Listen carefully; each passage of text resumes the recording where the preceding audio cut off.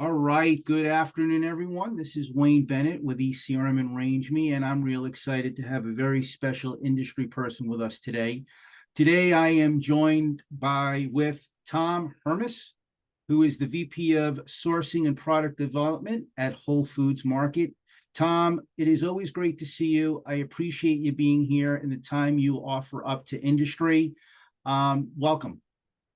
Wayne, thanks for having me. It's always good connecting with you and the gang at ECRM, and I'm glad to be part of the discussion. Great. Tom, we're going to take a little bit of an interesting angle today. We're going to talk about sourcing and product development, which I know is near and dear to your heart. And maybe what we can start off with is talk a little bit about what you do at Whole Foods and what your team does specifically in this area. Yeah, you bet. So, as you mentioned with my title, product sourcing and product development is literally the name of my title and team. So it's certainly near and dear to my heart, as you mentioned. I've also been doing this for a really long time.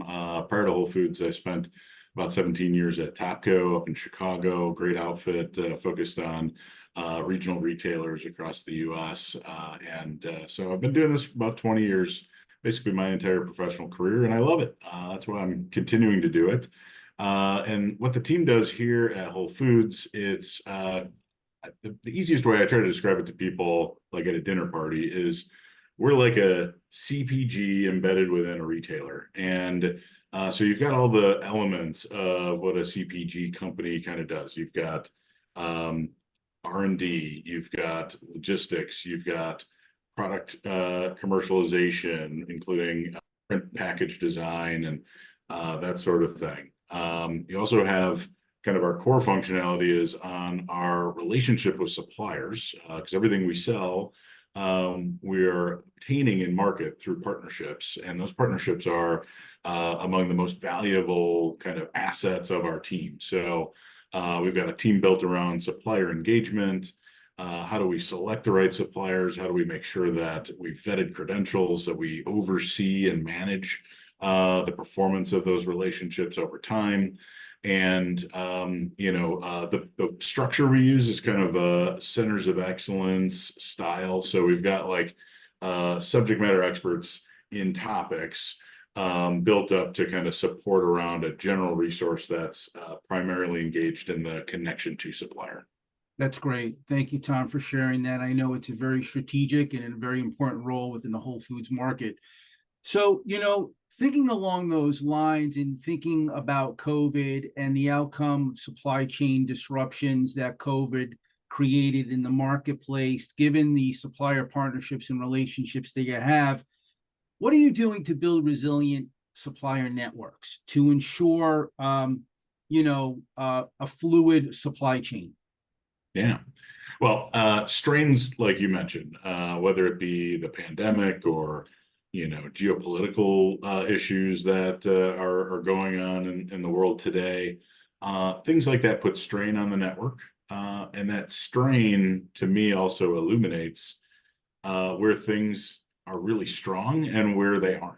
And so something I like to use is kind of a statement with suppliers, because you go through tough patches, and people talk about how important it is to be a good partner. But it's really easy to be a good partner when everything's good, when everything generally around you is great, right? Like nobody's under stress and everyone's happy. The mark of a good partner is when times are tough, how do you show up then? And so I think the pressure our industry's been in over the past 3+ years has done a lot for me and our team to help identify who are those really true ride or die strong partners that you can rely on, you can trust, that are mission aligned, and when times are tough, they're gonna raise up and kind of meet you in front. And so when you don't find that, then it's incumbent to try and do something different, right? Like you may just need to come closer to a supplier, right? Like there's absolutely opportunities for us to deepen the relationship bonds that we have with suppliers who may be more in the transactional camp today. So we're doing things like that, like try to take the level of connectivity up to a more strategic framework. Yeah. And in other cases, you've got to go find more sources of supply. Just purely from a kind of reactionary standpoint, having the ability to source products from a broader range of available sources oftentimes is necessary for a variety of strategic reasons. Risk mitigation certainly being one, in terms of navigating the different growing regions. And, it's hard to control, factors like drought or, weather-based calamities. And so if you're overly exposed to a particular area and a particular crop, you could be in a really difficult spot. So thinking kind of on those macroeconomic levels of how do you kind of weather the different climate trends happening in market, in addition to all the other types of things like geopolitical unrest, border crossing, currency risk, currency exchange risk, that sort of thing. The other factor that I think is very strategic is focus on local. And, when you can buy closer to market, you both take cost out and improve your ability to serve in a faster reaction time. And so both those things draw, significant benefits, and the trade-off is economies of scale. So you want to try and hit that right balance of let's be efficient. Let's have a spec that can be profitable all the way around while also sourcing it thoughtfully, and kind of balancing those different factors of scale versus locality. Yeah. Yeah, Tom, thank you. And I love the comment around moving the supplier relationship up the value chain to secure and mitigate any supply chain risk. You did mention local sourcing. I had a question for you on that. So let me just get to that. But is there one or two examples of a local sourced relationship that you can share that has really gone beyond your expectation? I look at there's certain categories that kind of lend themselves to localized sourcing a bit more. Typically, it's the things that are really high volume, shorter shelf life. I think about things like milk and bread and eggs and water, really being kind of like the primary, likely regionally sourced programs. And I think that's true for most retailers, that those categories fit in those camps. But you can still have a network of local. We're a national retailer, and so we've got to kind of create a tapestry of local supply base and categories like that to cover the full group. Sure. And in there, you really see how different an individual supplier in a region can influence the performance of their region based on how they show up to the partnership, and then cultivate that, right? Like reward those players. Sure. And we've definitely got strong examples in each of the categories I'm mentioning.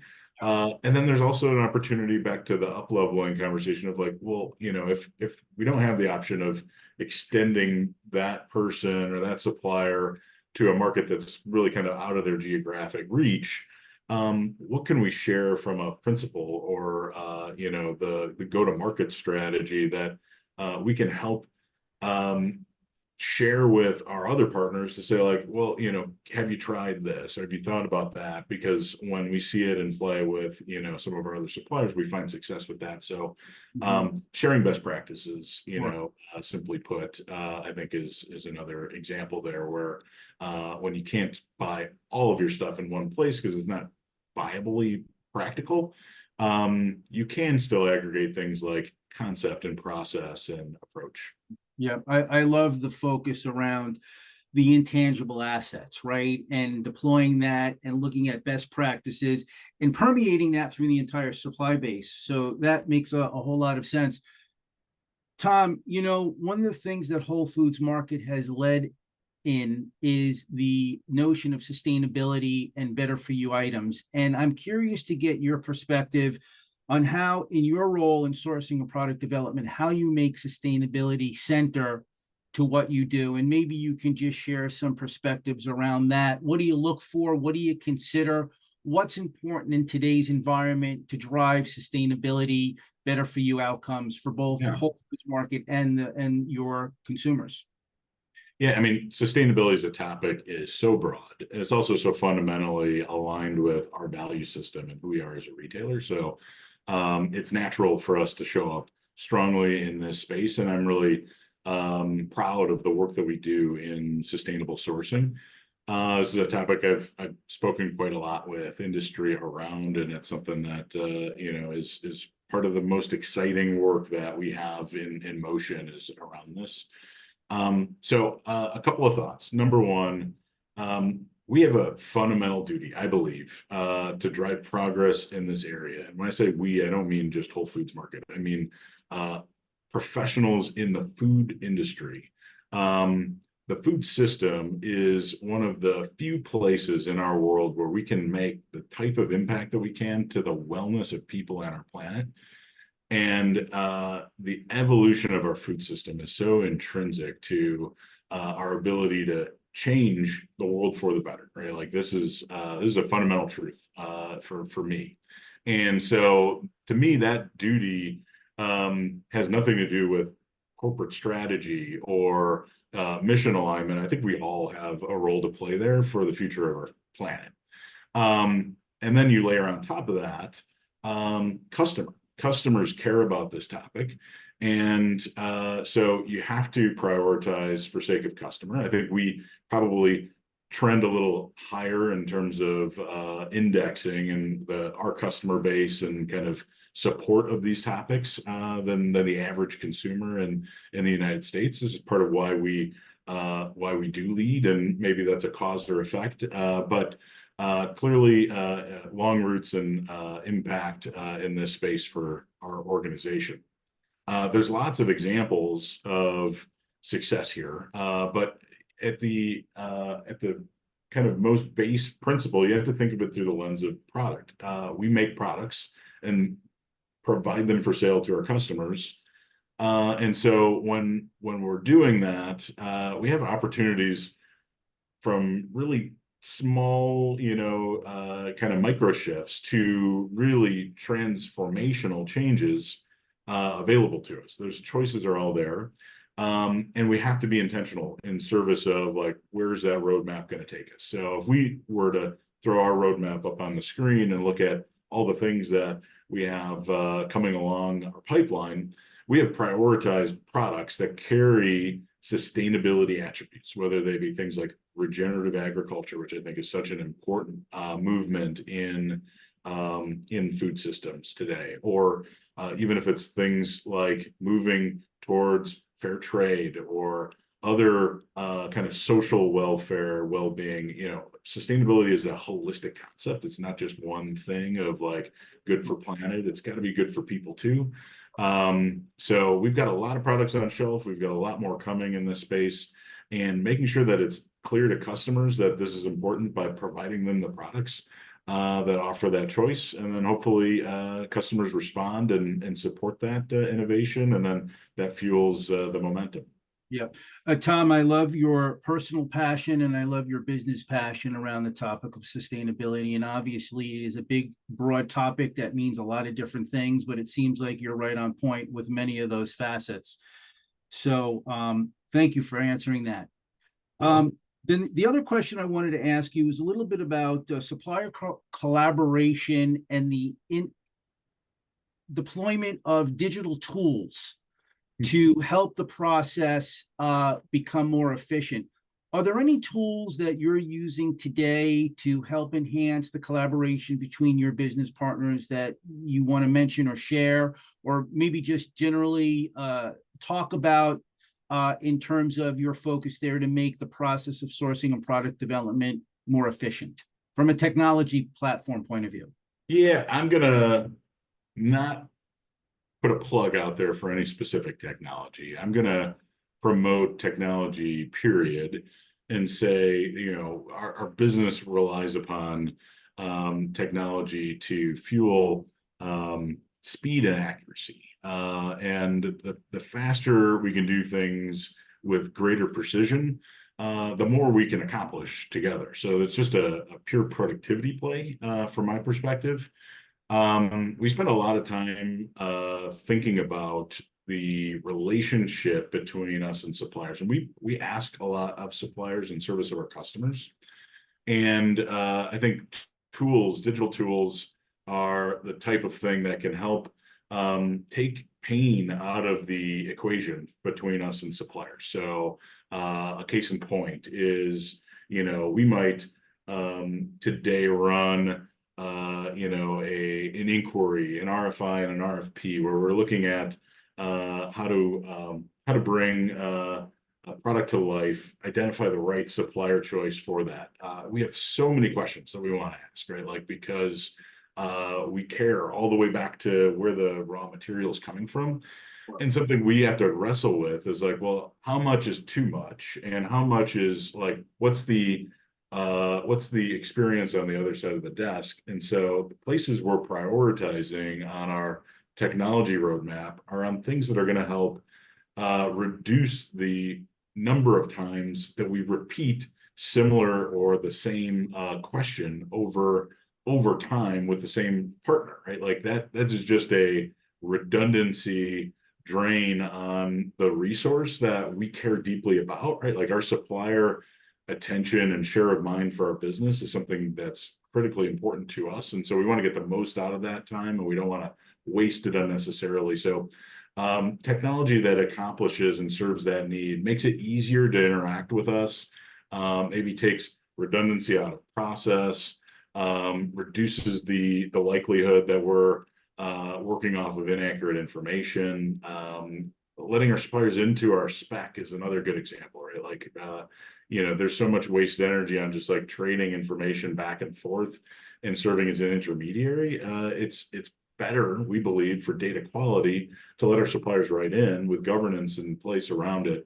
So things like a product lifecycle management tool, things like an e-sourcing platform are a couple of examples that are intrinsic to our business process and are all in service of trying to make us easier to do business with, while also driving speed and precision. Perfect. That's great, Tom. Thank you for sharing that. And so, getting back to innovation and innovation alignment with sourcing and product development, is there something you can share that today is in the Whole Foods Market store that has come out of a collaboration with a partner that drove true incremental innovation? Yeah. So we've got about 3,500 items in our portfolio, and we try to bring out 500 plus a year. So there's a lot to choose from that question. But when I think about the products that we're bringing out right now, they absolutely represent co-creation with suppliers. One that I'm really excited about is a Whole Foods Market brand frozen cookie. It is one of the best quality cookies, period, that you'll ever have. It comes out in April, so stay tuned. Launching soon to a Whole Foods Market near you. But was really a concept that then was nurtured in development with a supplier, including kind of formula development. As you know, you've kind of rode along with us on some things focused on innovation. I mean, we're trying to not just follow what's happening in market, but really try to look out 3 to 5 years and develop things that we believe are the right forward-looking trend, and not just a backward-looking, more kind of sure bet. And over the last couple of years since I've been here, we've let our suppliers into the room with us a lot more on co-creation. But those cookies are probably my current most excited version of that. Yeah. Is that under 365? It's actually Whole Foods Market brand. Okay. So this is an upscale cookie. It is when you see it, you will understand why it's a Whole Foods Market brand. Gotcha. Okay, I look forward to that. And thank you for sharing. And that was exactly what I wanted to understand, the co-creation parameters, right? So that's great to hear that you're leaning in and working more in alignment with that. Tom, I've got a question for you. You shared it earlier, but like in terms of the regulatory uncertainties of the marketplace, how do you manage, how do you navigate, um, how do you navigate the geopolitical risk out there? Can you maybe just share just some perspectives of that? Because probably a major impact influence on what you do. Yeah. Well, we do source globally. So, that is definitely an always on topic for us. But I'll start with regulatory. Regulatory, both those topics, by the way, are super complicated. Regulatory is complicated, especially when you consider all the different lenses of the differing regulating bodies and jurisdictions that you have to play across to do business in this industry. So, we were working with a supplier recently through a challenge in manufacturing, and it's like, well, this item is regulated by FDA, these items are regulated by USDA.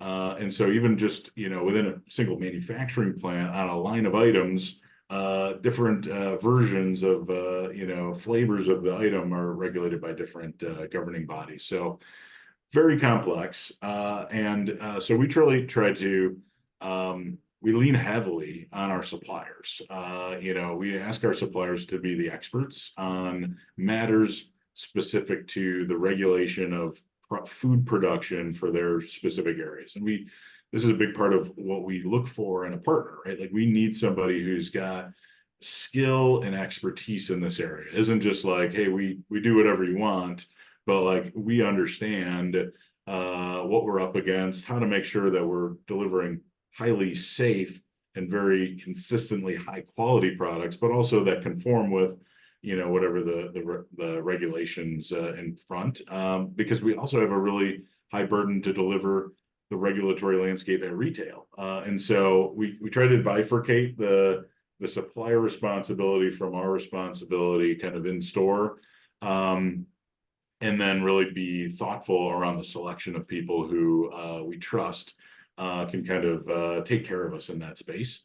On the geopolitical side, in some ways it's as simple as just being plugged into the news cycle. But we try to put alert systems out there, right? Like we have one of our centers of excellence is our commodities team, who is scouring the marketplace for information about things like weather patterns, where do we have drought, where are borders getting shut down, what impacts could that have if a port is closed down, and those sorts of things, so that we are providing early alerts to our team to help them improve their reaction time to acute issues that pop up. And we've also got a variety of partnerships in this space, third party, that can help flag issues of that type of nature. So kind of creating the web of alarms around and making sure that you've got somebody at the wheel that's actually like watching the signals and ringing the bell to drive awareness. Yep. Those are kind of the intentional things we're doing in this space that then can help take some of the pressure off the teams that are working on the day-to-day stuff that might not be able to plug out and figure out what's going on in the world of geopolitical, Yeah. like Haiti, what's going on in Haiti today. We don't source, much of any products from there, but, things like that are kind of a constant risk. Yeah. Fascinating discussion in terms of the impact of the geopolitical market and the impact on the business, given that you do source globally. So thank you for sharing that, Tom. Tom, I would be remiss if I didn't ask you about Whole Foods Daily Shop. I know the news broke yesterday, and I don't know if there's much you can say, but I'm going to ask you the question about Daily Shop. I think it's a very interesting development, and congratulations on that to help you scale into urban markets. I'm looking forward to the ribbon cutting in New York City this fall. Yeah. So I'm looking forward to being there. But maybe you can just comment however comfortably you may feel about the Daily Shop. Yeah, well, I'll start by just saying I'm incredibly excited about the opportunity for us to bring a new concept forward to our customers. Something we've spent a lot of time on as a company is really building a very robust physical store growth pipeline. We've got a lot of new stores that we've opened even through and since the pandemic, and we've got a pipeline now of about 75 stores under development in varying states, so much enthusiasm for our ability to expand our reach to a bigger customer audience. And we're not just doing that through physical. We're doing that also, of course, through our e-commerce business. And last year we launched about 1,000 of our 365 items on a direct ship platform through Amazon that goes straight to customers. Does not fulfill through store, takes lead time out, and it allows it breaks the geographic loop so that we can serve every single zip code in the United States instead of just those kind of directly surrounding a physical store footprint. So the physical store growth platform is incredibly important to us. And then Daily Shop allows us the ability to serve an otherwise unmet need. The number one driver of store trip choice is convenience. And especially when you click into the urban landscape, the pressure on time and transportation for customers, also space constraints, right? Like if you're living in an efficiency in Manhattan, you may not be able to load up on a Costco delivery of 36 count of everything, right? So those types of customers are prioritizing a different need state, and we haven't been able to serve that need unless we happen to have a physical store footprint right nearby. And even when we do, that store shop experience is not representative of what that customer's shopping trip actually looks like. So we can actually serve that customer shopping mission better by offering a smaller footprint. We can put those footprints in a more diverse set of locations that can get closer to customers. And why that excites us is because we're obviously proud of what we have to offer customers, and we'll be able to reach a bigger audience by doing this. So very excited about bringing Whole Foods to more people coming soon. Yeah, when I saw the news yesterday, I'm like, that's brilliant. And, Manhattan is even equally brilliant. And I love the name Daily Shop. And, thank you for responding and sharing a little bit more about that. And you mentioned the 365 on Amazon, just the whole omni-channel experience. So thank you for that. Very informative indeed. So, Tom, I know we're almost at the end. I've got two quick questions. The next question is just a little bit of a plug here or a comment from you about ECRM. And I know your team is engaged with ECRM throughout the year. And I'm just curious to know your perspective about that engagement and how your team benefits to help them accomplish their business goals. Yeah, well, Wayne, I'll celebrate you and the team here by just saying you and group have been always very easy to work with and very responsive to need, and helping us identify additional sources of high quality suppliers in areas that we're trying to cultivate new product creation is an incredibly important value creator for us. So I know through attendance in ECRM events, and even if it's an ad hoc conversation, reaching out to one of your team to kind of help us identify, like, hey, are we talking to all the right people? This is the thing we're trying to build. And there's nothing worse than coming away from a project and thinking, did we miss perhaps the best supplier in the process because we kept it to just who we know. We love who we know, and we're also really excited to learn who we don't know. And so ECRM's been a really critical partner in helping us identify a broader group of high caliber suppliers who can meet our long-term needs. Yeah, Tom, I really do appreciate that. And just, back at you, working with your team is a pleasure. They are very collaborative, and the fact that they make themselves available to industry is a critical success factor. So that really is great, and I appreciate the ongoing support. So, Tom, I know you spend a lot of time in Austin. You do a lot of traveling. You go to a lot of trade shows. You're on the road. You're going globally. You seem to get it all together and you do it very eloquently, but what are you doing on your free time? How are you spending your free time to enjoy yourself and your Yeah. family? To give us a little bit of an insight about Tom Hermes.